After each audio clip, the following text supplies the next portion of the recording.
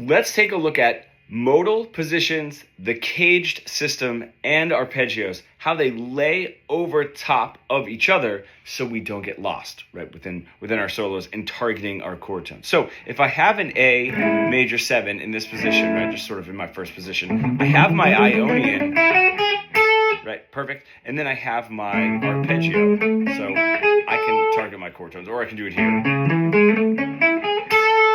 Perfect. I can see all of that within this first Ionian type position. Now, if I start expanding up my arpeggio,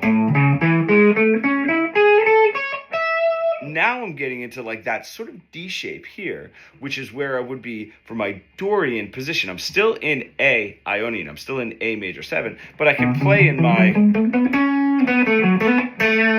B Dorian shape and know where my chord tones are, right? When I get up to this Phrygian, this looks like a capo, and I'm just going to play my C shape here, right? So if I were to play that full A major 7 arpeggio,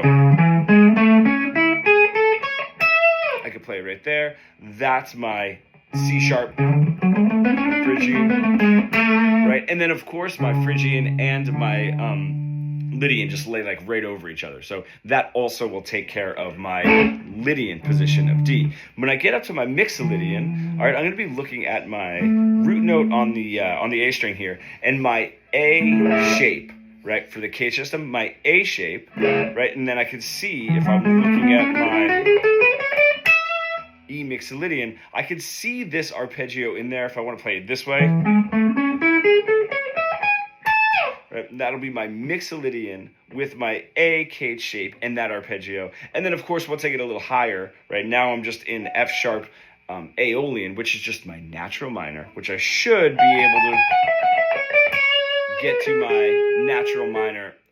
Anyway, like I should be able to play my relative major and minor back and forth. So that's how they sit on top of each other. Now, of course, things change when we add, if we were to add a flat, make it a dominant 7, because now I'm starting on my Mixolydian mode. I'm seeing it in Mixolydian. If I jump up here, I'm sort of seeing it in a Locrian or an Ionian, right? You have to follow those modes. But if you can understand it within Ionian and the major 7 shapes, you could try to move that throughout the other modal shapes and arpeggios.